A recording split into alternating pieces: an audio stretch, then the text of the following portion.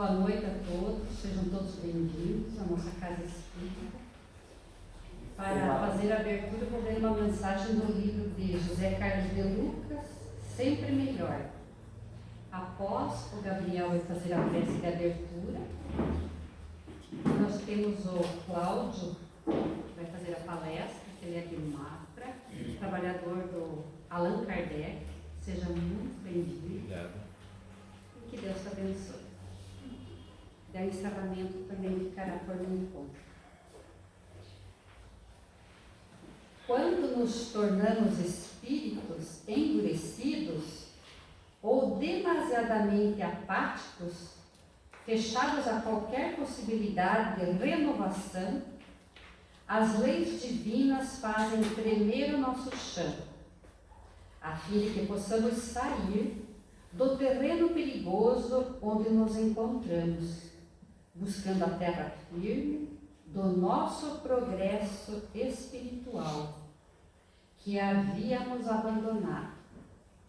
Deus não quer nos destruir quando surgem os empecilhos. Ele apenas almeja nos levar a uma situação mais benéfica do que aquela que estamos vivendo. Portanto, na hora em que os problemas fizerem a terra da nossa vida tremer, vamos usar da calma que nasce da confiança de que estamos sendo resgatados pelo amor de Deus a um modo de vida mais feliz. O verdadeiro problema não é o terremoto, mas o lugar perigoso onde nos encontrávamos antes dele. A calma não é uma virtude que vem de fora para dentro.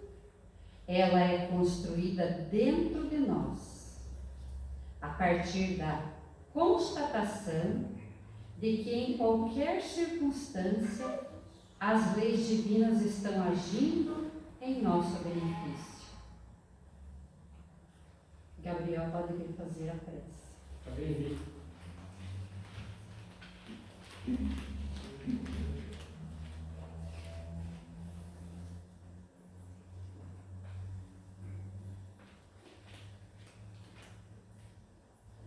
Os Espíritos do Senhor, que são os virtudes dos céus, vai desejar que seu movimento observe as ordens do seu comando, espalham-se por toda a superfície da terra. Semelhantes estão as cadeias de iluminar os caminhos e abrir os olhos aos céus.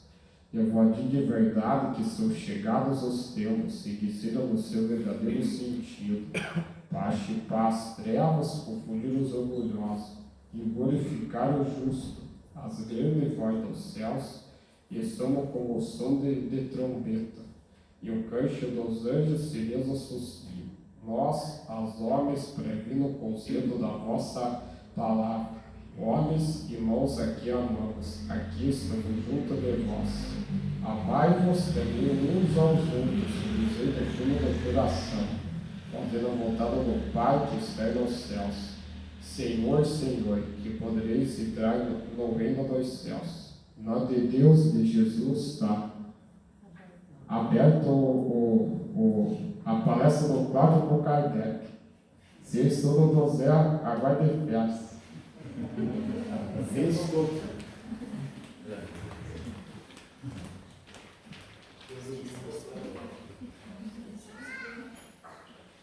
Boa noite a todos. Boa noite. Depois de uma prece dessa, né, a gente já se sente mais elevado e mais compromissado com o que eu vou falar aqui, né? A questão da prece, gente, a ideia de hoje é justamente compreender um pouco da questão da prece e do Pai Nosso, né? Todo mundo conhece essa prece, eu creio que no mundo ocidental seja a prece que é mais feita, né? Mais realizada. Só que o Pai Nosso, ele acabou caindo muito num mecanismo de fazer por fazer, da boca para fora. E o Pai Nosso é uma prece extremamente profunda. Ela ela diz muita coisa. Jesus não passou para os seus apóstolos algo assim, né, o meu anjinho da guarda, né, meu bom amiguinho, né, que nem a gente faz com as crianças quando são pequenas. Pelo contrário, é uma prece simples, clara, mas com uma profundidade muito grande. Então a nossa ideia é justamente de entender essa questão da prece e também tirar um pouco dos medos, né, que se tem de fazer prece, principalmente na frente dos outros, né? Eu não sei se aqui acima, lá no Kardec, a gente tem que fazer fila, tanta gente que quer fazer prece lá na frente, tá? Tem que escolher, dar senha, senão dá briga, né? É uma briga, porque eu falo, a hora que o coordenador pega o livrinho de mensagem e olha para o público, é só que você vê aquele pessoal vazando assim do salão, sabe? Todo mundo se escondendo nos cantinhos. Aí o mais esperto, quando vê que não tem jeito, ele pega a mensagem, né? E daí para a prece lá na frente é mais complicado. Mas se tem uma ideia realmente, fora de brincadeira, que é um bicho de 7 cabeças orar. E nós vamos ver que não é isso. Que é muito simples, é muito tranquilo, né? Primeiramente, antes de falar do Pai Nosso, nós vamos pontuar algumas coisas sobre a prece, começando com Kardec. Ele nos fala no Evangelho segundo o Espiritismo, no capítulo 27. Está no pensamento o poder da prece, que por nada depende nem das palavras, nem do lugar, nem do momento em que seja feita. Pode-se, portanto, orar em toda parte e a qualquer hora, a sós ou em comum. A influência do lugar ou do tempo só se faz sentir nas circunstâncias que favoreçam o recolhimento. Então, o que Kardec está nos dizendo? Que o poder da prece está no pensamento. Porque a gente não se toca, às vezes, sabe? Porque tudo que nós falamos, na realidade, nós pensamos antes. O que eu estou falando para vocês nesse momento, eu pensei de uma maneira automática. A gente nem percebe. Então, o verdadeiro poder da prece é no pensamento. Por isso que o espírita, né, a gente sempre faz a prece em pensamento. Quando vem aqui alguém na frente, simplesmente exterioriza a prece de uma maneira para conduzir as mentes daqueles que estão acompanhando. Mas veja o que ele fala, né? Não depende de palavras, nem do lugar, nem do momento. Então, o que ele fala depende de palavras, que não depende de ser palavras difíceis, né? A gente pode usar palavras, é recomendável que se use palavras simples. Às vezes, tem pessoas que vão fazer a prece com muito mérito, mas fazem uma prece usando palavras que não é do cotidiano nosso, né? Da maioria das pessoas. A língua portuguesa, eu estava olhando, ela tem em torno de 380 mil palavras. E a gente, segundo que as estimativas, né, que isso não tem como saber certo, a gente usa em torno de 20 mil e poucas. Então veja quantas palavras que a gente desconhece da nossa própria língua. Então você pode fazer uma prece, uma palestra com palavras que a maioria das pessoas não vão entender. E Paulo, naquela época, já advertiu, né, os seus pupilos lá, que devia se fazer uma língua que todos entendessem. Então a prece, ela deve ser simples, com as palavras que nós estamos acostumados. Se nós temos um sotaque, deixa aquele sotaque na boa, sem querer forçar. E lugar e momento, qualquer lugar nós podemos fazer uma prece. Nós podemos fazer uma prece enquanto estamos cozinhando, né? Daí já pedimos para não errar o tempero. Nós podemos fazer preces, né, quando estamos caminhando, fazendo exercício. Podemos fazer prece no trabalho, né? Às vezes a gente está tão tumultuado dia a dia, por que não fazer uma prece também? Dá aquela paradinha momentânea, né? Faz uma prece. Podemos fazer a prece dirigindo, né? Só nesse caso eu sugiro 2 coisas. Não eleve as mãos aos céus para louvar a Deus e nem feche os olhos, porque aí pode ser que você termine a prece do outro lado já. São conselhos, né, das práticas que a gente tem, né? Então Kardec nos fala que nós podemos orar em toda parte, qualquer hora. Você não vai ter overdose de prece. Podemos orar 10, 15, 20 vezes? Podemos. Mas oremos quando tiver necessidade, né?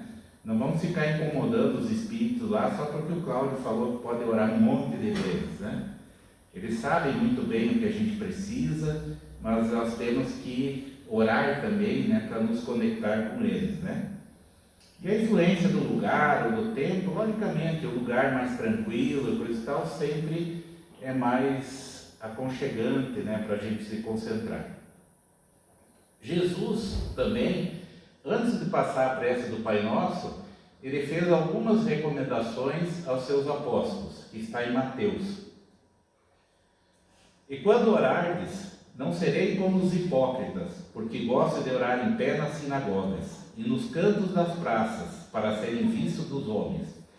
Em verdade, vos digo que eles já receberam recompensa. Tu, porém, quando orares, entra no teu quarto, e fechada a porta, orarás a teu Pai, que está em secreto, e teu Pai, que vê em secreto, te recompensará. E orando, não useis de vãs repetições como os gentios, porque presumem que pelo seu muito falar serão ouvidos. Não vos assemelheis, pois, a eles, porque Deus, o vosso Pai, sabe do que tendes necessidade antes que lhe o peçais. O que Jesus estava nos dizendo, né? Que nós temos que ter humildade, simplicidade, utilizar poucas palavras, palavras inteligíveis, né? Principalmente quando nós estamos coordenando, né, uma prece em público. E ele fala ali dos hipócritas, né, que oram em pé nas sinagogas e nos cantos, porque eles tinham esse costume de orar em público, mas não era porque queriam conduzir ou qualquer coisa, era realmente para mostrar que ele estava orando. E a gente vê isso acontecer ainda nos dias de hoje. A prece não é isso, né? É por isso que ele fala, eles já receberam a recompensa, eles não estão ganhando nada com aquela prece que eles estão fazendo. É simplesmente para mostrar, ó, como eu sou religioso, olha como eu faço prece. É uma questão de orgulho, né? Quem lembrar da passagem do fariseu e do publicano, né? Quem que Jesus falou que saía de lá, né, justificado? O publicano, porque enquanto o fariseu se vangloriava, o publicano falou que não, que ele pediu misericórdia, mas que ele não era digno, né? Que ele era um pecador, e Jesus falou, ele foi justificado. Por quê? Porque ele foi humilde, ele foi honesto na prece que ele fazia, né? E quando ele fala aqui de entrar no teu quarto, pode ser também no quarto, mas na realidade ele está falando do nosso interior. Porque a prece é isso. Onde que nós temos que buscar o sentimento que é fundamental na prece? Dentro de nós. Então quando fala entra no teu quarto, ele está dizendo entra dentro de si. Entra dentro de ti e ore. E daí você vai orar com sinceridade. Esse entrar dentro de si é passar toda aquela casca, aquelas máscaras que nós colocamos no dia a dia e na sociedade, e pegar aquele ser lá, tão imperfeito, ainda que nós somos, com tantos medos, e orar, conversar com Deus. Porque orar é dialogar, é conversar com Deus.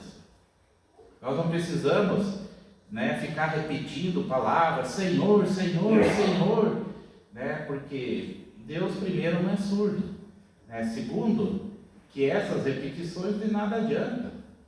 Então a gente conversa como se nós estivéssemos conversando com o nosso pai em casa, com a nossa mãe, né? Nós conversamos como? Com palavras extremamente cultas, né? Aquelas que a gente decora, não sei o que, às vezes fala, não sabe nem o significado.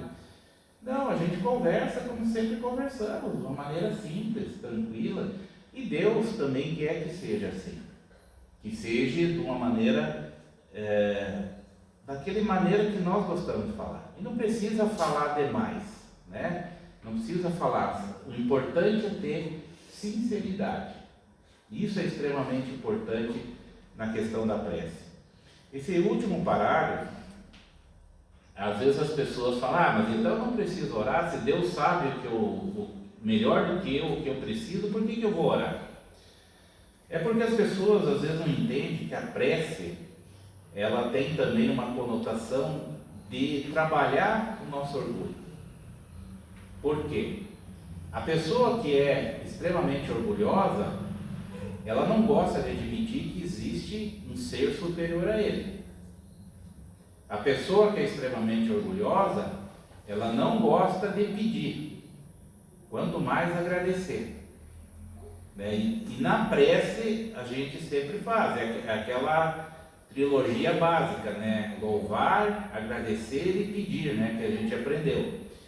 Então o orgulhoso, ele tem uma dificuldade muito grande. Então no momento em que nós fazemos a prece, nós estamos nos submetendo a um ser superior. Nós estamos agradecendo porque nós fomos auxiliados. E nós estamos pedindo porque nós precisamos de ajuda. Então nós estamos admitindo aquelas fraquezas que nós temos e que muitas vezes o nosso orgulho não deixa que nós admitamos isso. E a outra coisa, quando nós oramos, nós nos concentramos, nós nos conectamos com o plano espiritual. E isso serve como um exercício. E quanto mais nós nos conectamos com o plano espiritual, mais fácil fica essa conexão. Não quer dizer que vamos desenvolver mediunidade, não tem nada a ver. É aquela facilidade de nos conectarmos e também de recebermos a ajuda que muitas vezes nós pedimos e outros que não pedimos também. Por quê? Porque nós começamos a ficar com a nossa mente mais elevada. O nosso padrão vibratório melhora e isso facilita o contato dos bons espíritos.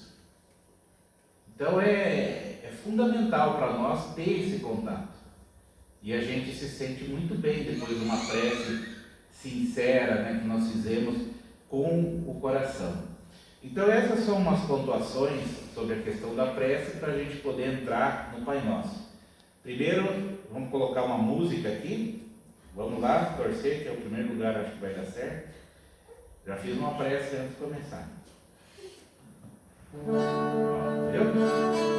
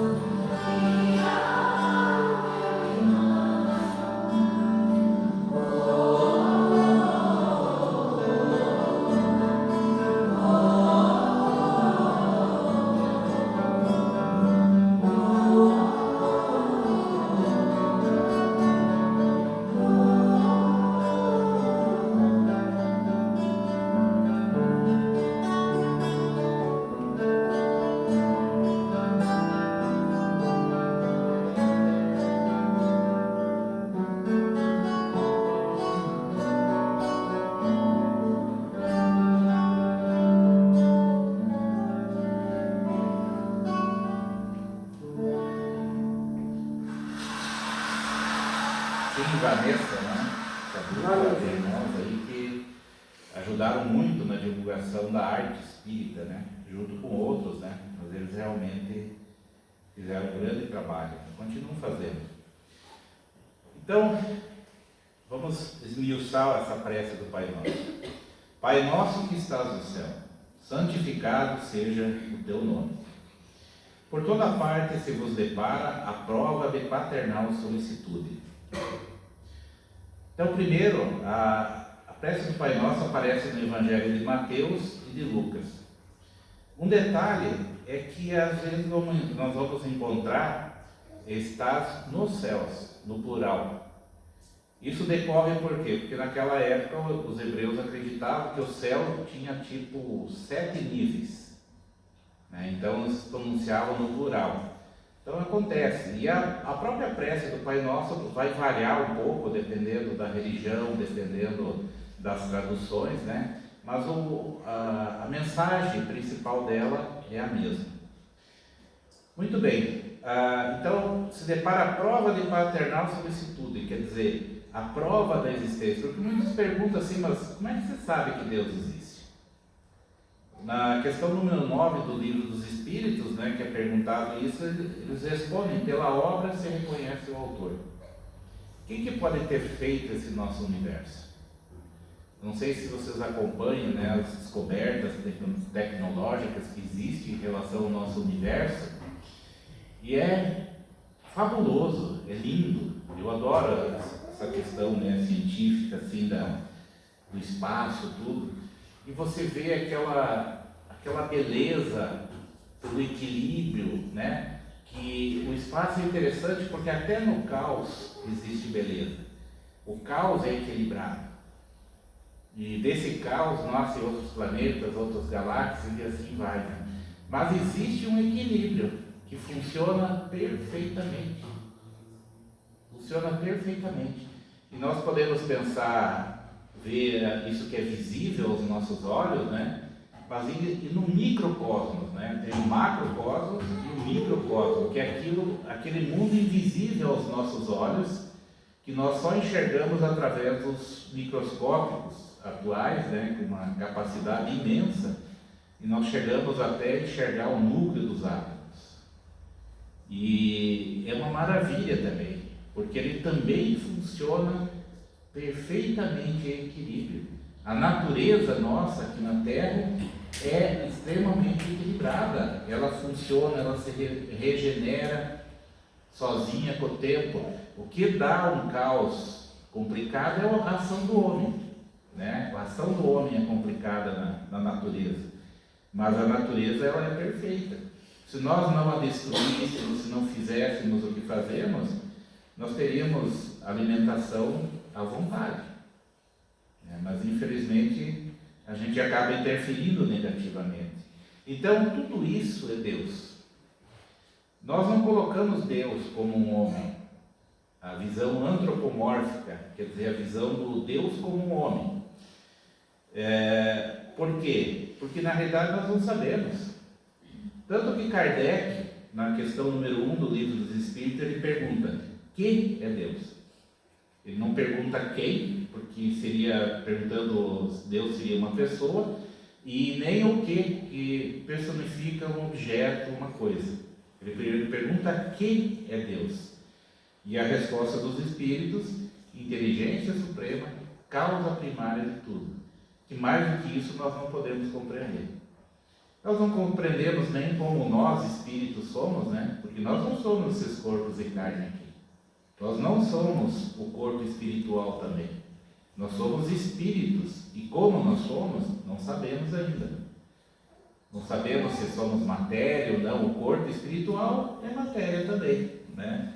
E isso ele vai se extinguindo com o passar da nossa evolução.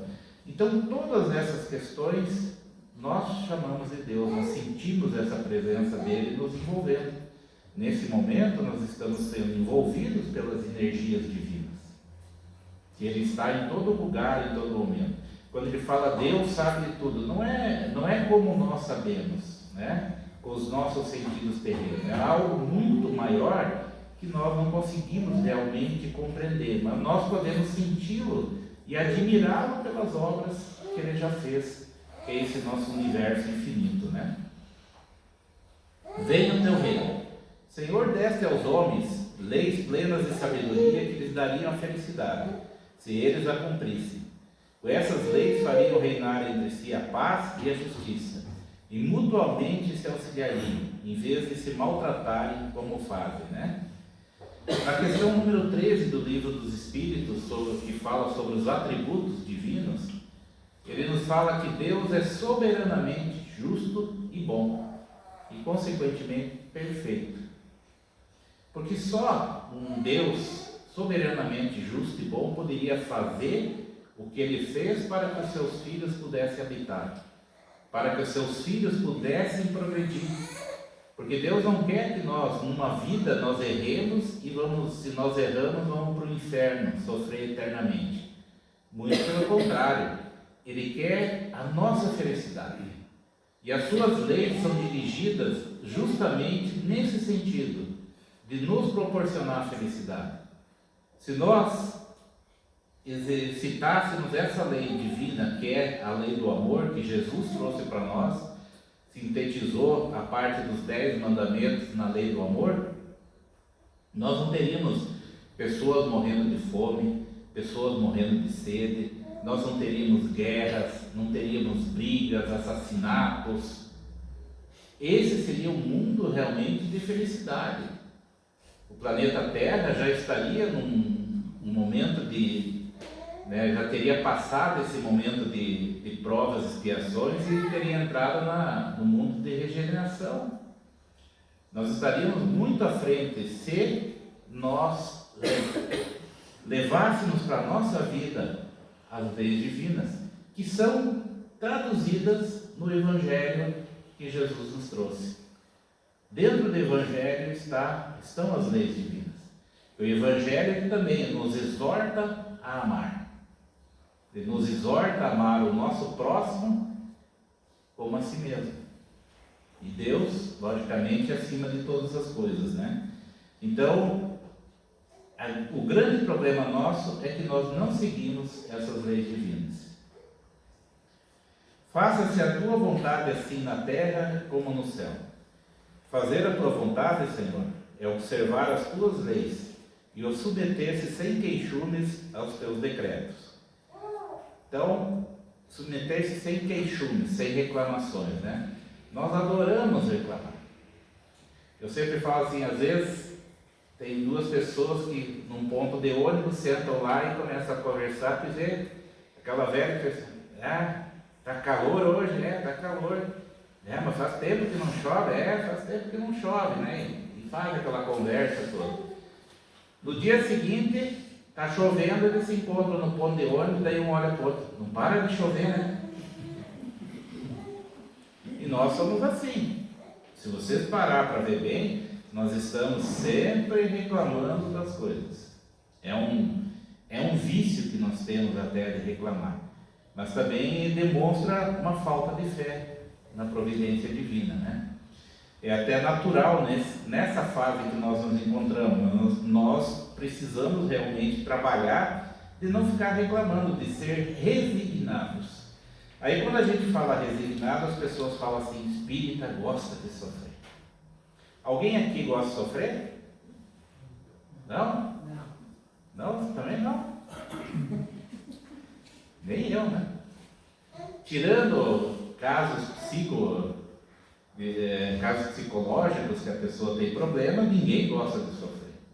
E o espírita também não, e nós sofremos com as coisas que acontecem, a partida do ente querido, tudo. Só que o espírita compreende por que aquilo está acontecendo.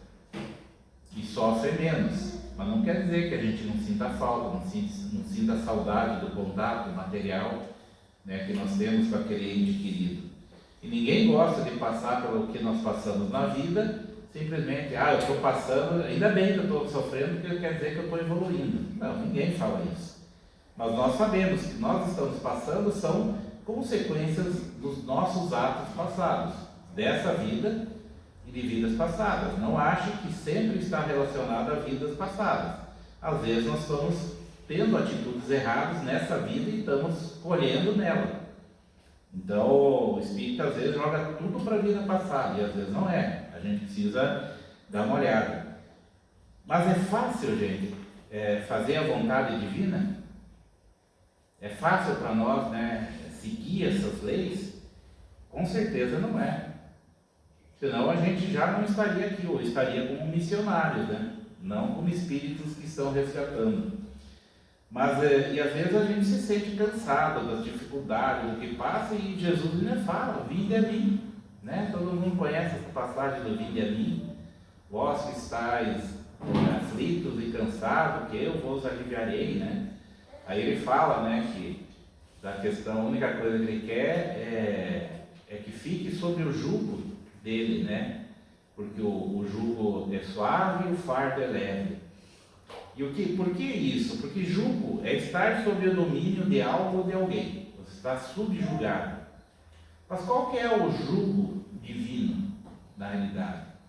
O jugo divino é obedecer às leis divinas, é seguir as leis divinas. Mas por que esse fardo, né, que a gente costuma falar que é um fardo que a gente carrega, por que ele é leve?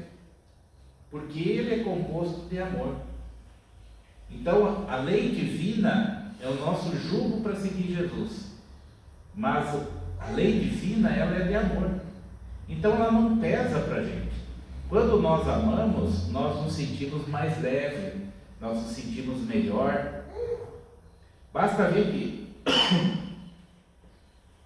esse mês agora de janeiro, foi o janeiro branco, né? Que é a questão da saúde mental. E muitas pessoas têm problemas de saúde mental e que acabam se atirando em vícios diversos porque estão procurando resolver suas sequelas emocionais, preencher, né, aquelas lacunas emocionais que tem, mas nós procuramos muitas vezes colocar as questões materiais como vão resolver esse nosso problema. A matéria é aquela história, adquirir um bem, ela tem uma questão que nos traz uma felicidade momentânea, mas é momentânea. Então essa lacuna emocional, ela continua. E a gente não acha, e se a pessoa não sabe trabalhar isso dentro de si, ela acaba realmente indo buscar nas drogas, no alcoolismo, na sexualidade desregrada e tantos outros vícios, né? Porque ela quer preencher e aquilo dói para ela. Quando na realidade, se nós tivermos essas leis divinas na nossa vida, traduzidas no Evangelho, nós conseguiremos preencher essas lacunas. Então nós podemos dizer que o Evangelho traz um roteiro para a nossa conduta conosco, com o mundo e com os nossos irmãos. Ele traz uma conduta que a gente tem que ter conosco, que nós não podemos esquecer de nós mesmos, né? Por que a lei que Jesus passou do amor foi amar o próximo como a si mesmo? E nós temos que nos amar, nós temos que aprender a amar. E também porque se eu não me amo, eu não consigo amar os outros. É uma coisa interessante, né? Um ciclo. E nós não conseguimos amar a Deus se nós não nos resolvemos com o nosso próximo, de amar Ele e Ele nos amar. E aí sim, a hora que nós conseguirmos estabelecer esse vínculo de amor, nós vamos poder amar o Pai, né, conforme deve ser. Mas o fato é que o Evangelho ele é fundamental para a nossa saúde mental também. Dá-nos o pão de cada dia. Dá-nos o alimento indispensável à sustentação das forças do corpo, mas dá-nos também o alimento espiritual para o desenvolvimento do nosso espírito. Na questão 922 do Livro dos Espíritos, é perguntado a eles se existe algum ponto de felicidade comum entre todos os homens, né? Que sabe que existe variações de um para outro, mas existe um ponto comum da felicidade para todos os homens? E a resposta dos Espíritos, eles dividiram em duas partes. A vida material é a posse do necessário. Se nós analisarmos bem, Se nós tivermos o necessário para vivermos a nossa vida, e o necessário básico, não é casa na praia, imóvel, né, de alto padrão, é o necessário. Nós conseguimos viver e vivemos felizes. Quantas famílias às vezes a gente vê que materialmente são humildes e é uma família feliz, porque existe amor entre esses membros da família.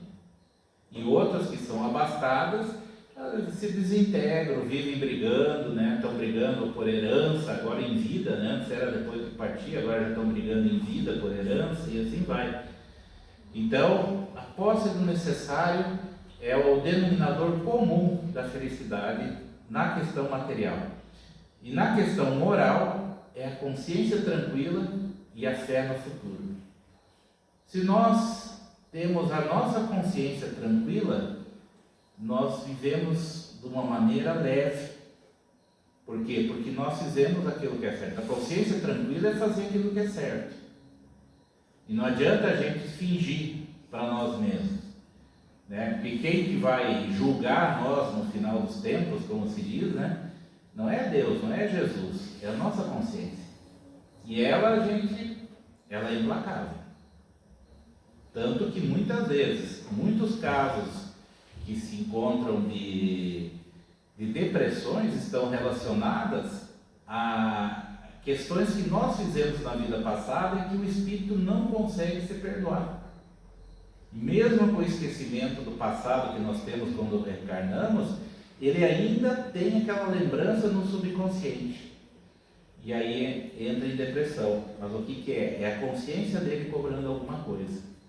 Não quer dizer que todos os casos de depressão são isso, mas é uma das questões, né? Então, quando ele fala também de nos dar o alimento, né? Não é simplesmente dar, entregar para nós. Deus nos dá oportunidades. Nós recebemos oportunidades de conseguir esse pão espiritual. Não vamos nem falar do material. De nós conseguir esse alimento espiritual. Ele nos dá quantas oportunidades que nós temos de ajudar as pessoas.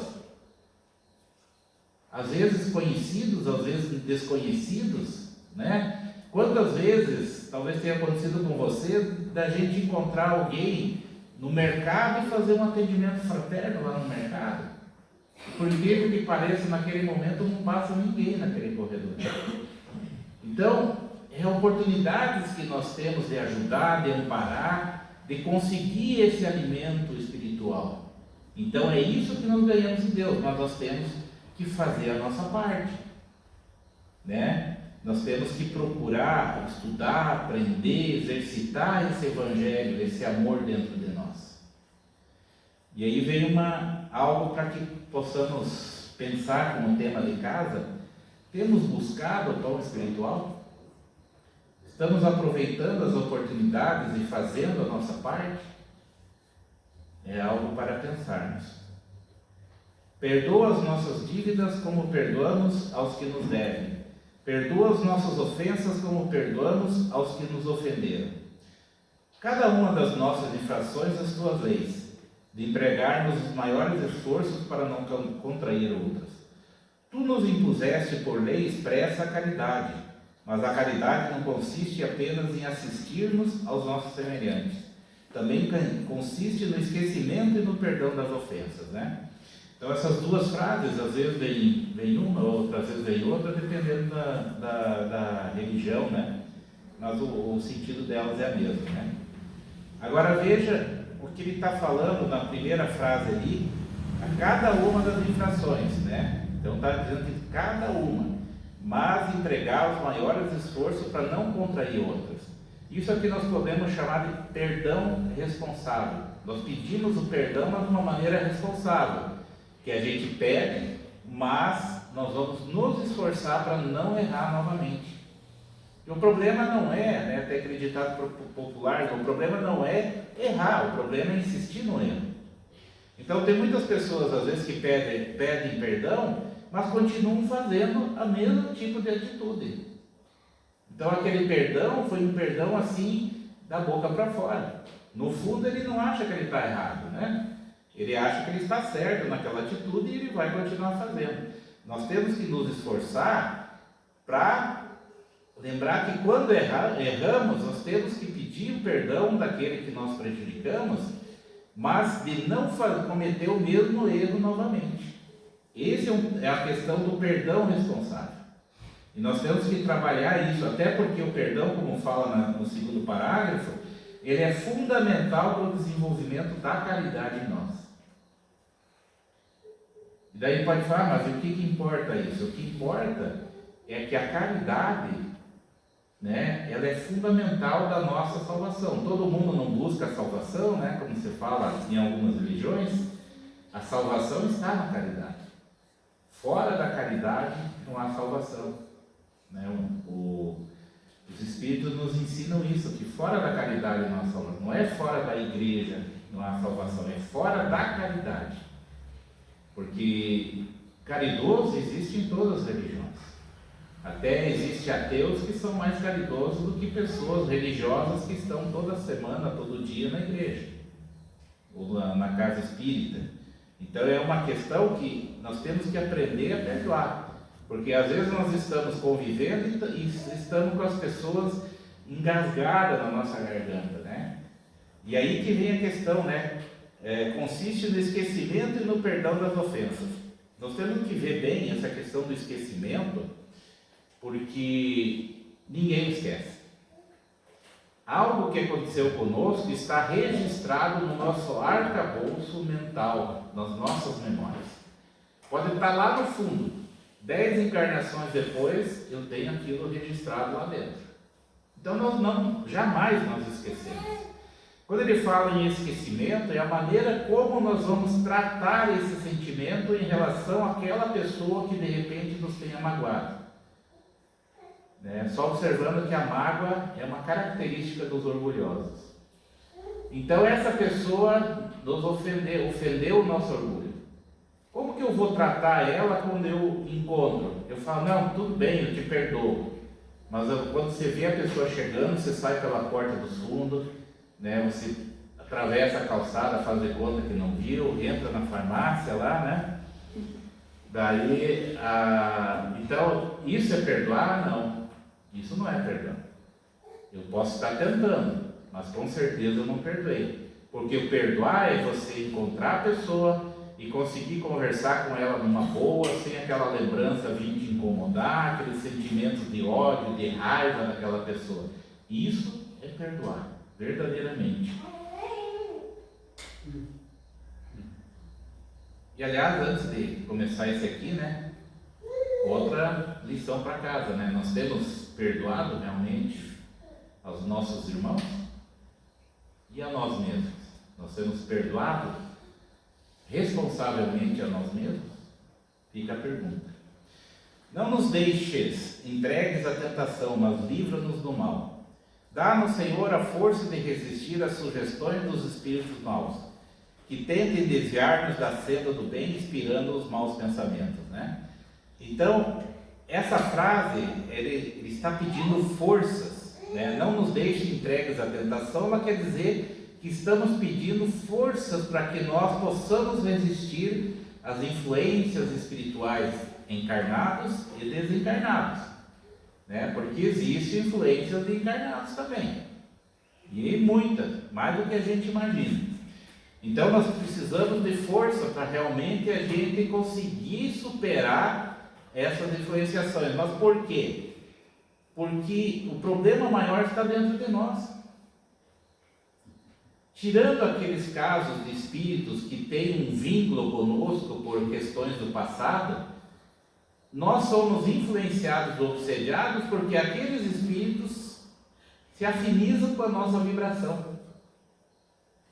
Nós atraímos os semelhantes, seja espiritualmente falando, seja no corpo físico. As pessoas que têm o mesmo tipo de vibração, também encarnados, acabam se aproximando. É natural isso. Então o problema maior está dentro de nós. Nós não fechamos a portinha ainda das nossas imperfeições. Às vezes as pessoas vêm à casa espírita, né? e eu estou com um obsessor, tira de mim, não sei o quê. Primeiro que a gente tem que pedir, né, para que aquele obsessor, o influenciador, que ele seja amparado. Ele é nosso irmão também. E ele muitas vezes está em maior sofrimento do que a gente, porque ele tem muito ressentimento conosco, né? E ressentimento vem de ressentir. Então toda vez que ele vê a gente, que ele chega perto de nós, ele relembra o que ele sofreu. Então ele sofre muito mais. Mas ele precisa também do nosso amparo.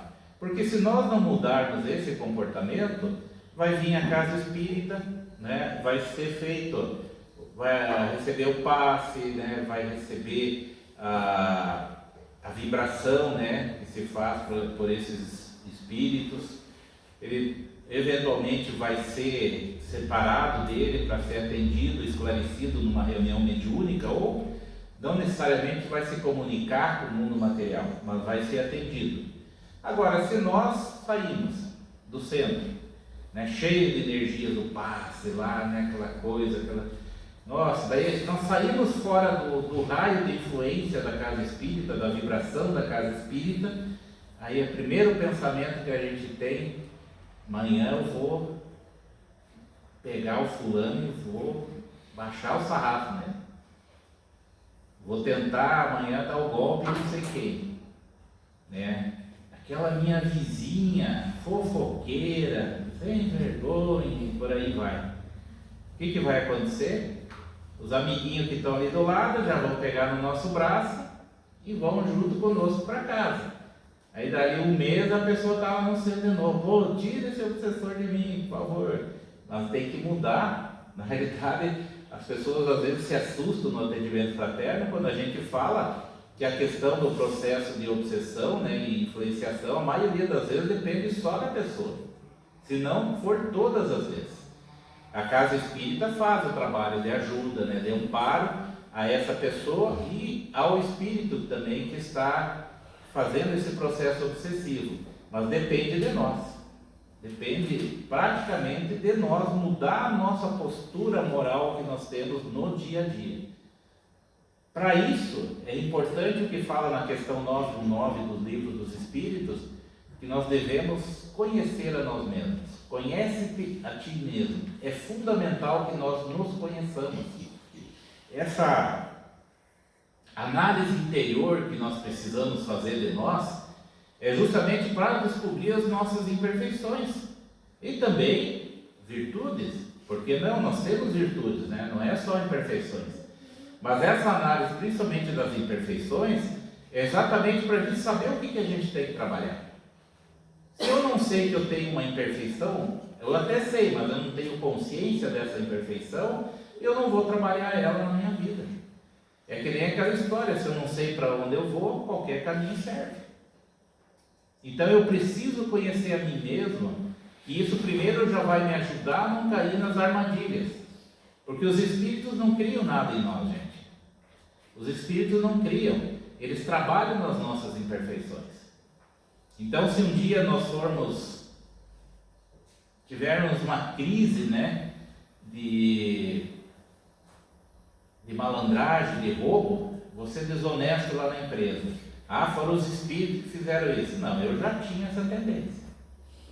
Eles só pegaram e elevaram, né, alimentaram essa tendência que nós tínhamos e nós caímos na armadilha e acabamos nos prejudicando.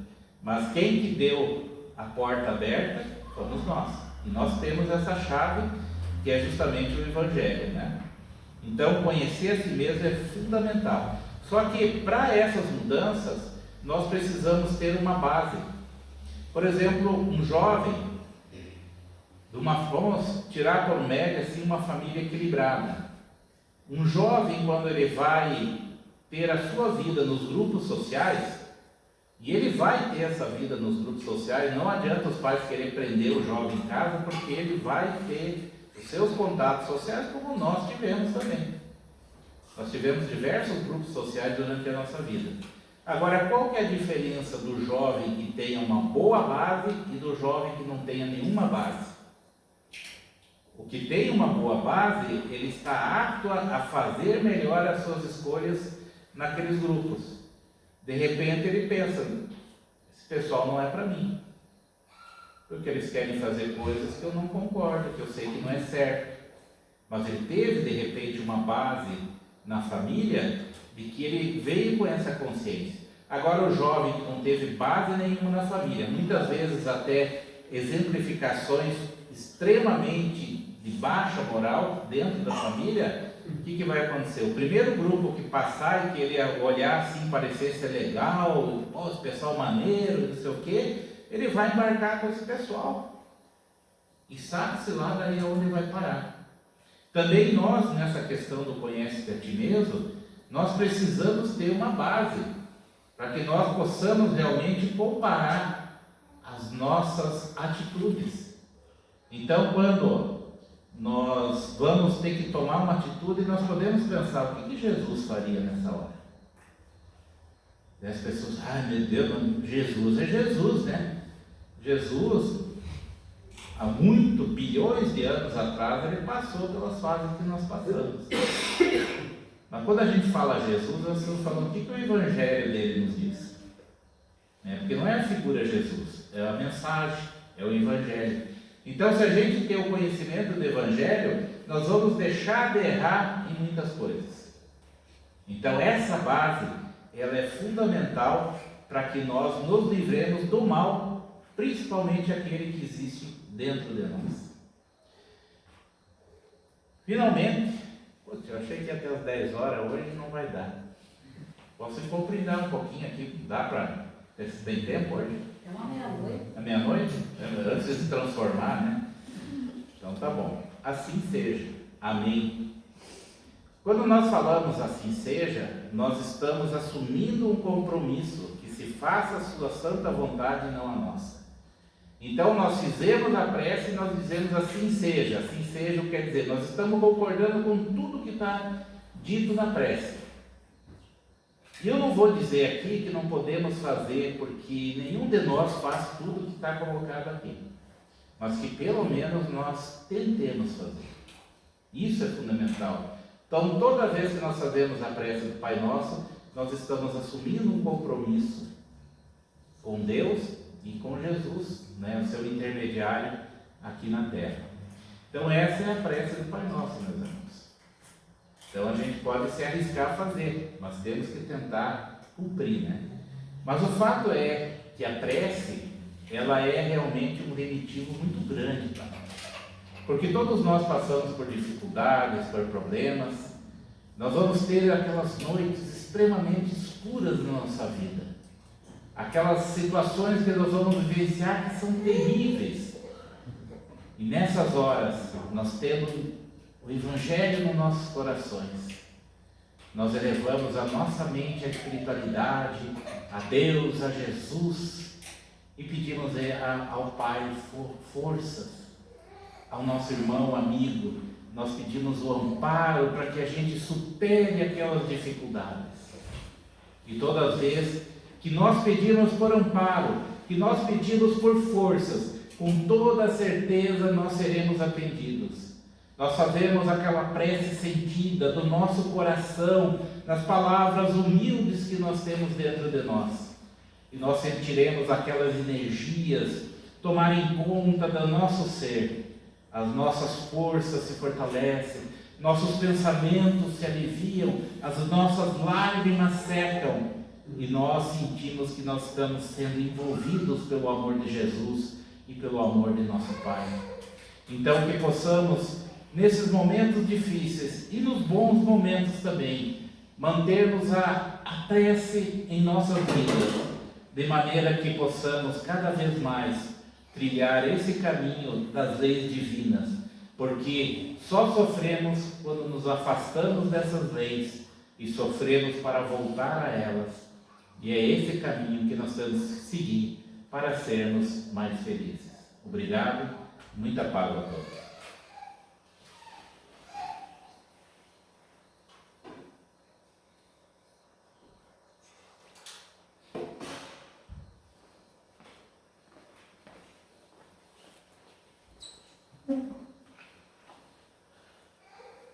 Nós agradecemos o Cláudio pela exposição da noite, que foi de muita importância para todos nós.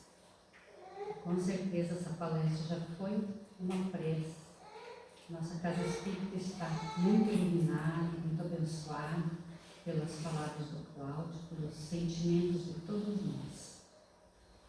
Então levemos o nosso pensamento a esse grande Pai, Deus Criador, que nos deu a vida e que nos ampara a todo momento, que ilumina o nosso caminho e que nos mandou Jesus, esse mestre e guia, a nos trazer o Evangelho de Jesus, que nos auxilia a todo momento, nos momentos de alegria, mas também nos momentos de tristeza, de sofrimento, que todos nós temos o nosso tempo, o tempo de servir, de amar, de amparar, mas também temos os sofrimentos, que faz parte da nossa evolução aqui no planeta Terra. Que Deus possa abençoar todos nós, as nossas famílias, com as nossas dificuldades que temos ainda, pela nossa ignorância. Mas sabemos também que queremos crescer e queremos aprender a viver melhor. E para viver melhor, é o nosso Mestre Jesus que traz o caminho. Pois ele disse: eu sou o caminho, a verdade e a vida. E que ninguém chegará ao Pai senão por mim. Então vamos ver Jesus dentro de nós, que a nossa alma possa crescer e iluminar através do Evangelho de Jesus. Que Deus ampare a todos nós neste momento aqui presente, recebendo essas boas vibrações e energias, agradecendo ao Pai a oportunidade de estarmos dentro da doutrina espírita, tão esclarecedora para todos nós. Que assim seja. E neste momento, vamos ao passe.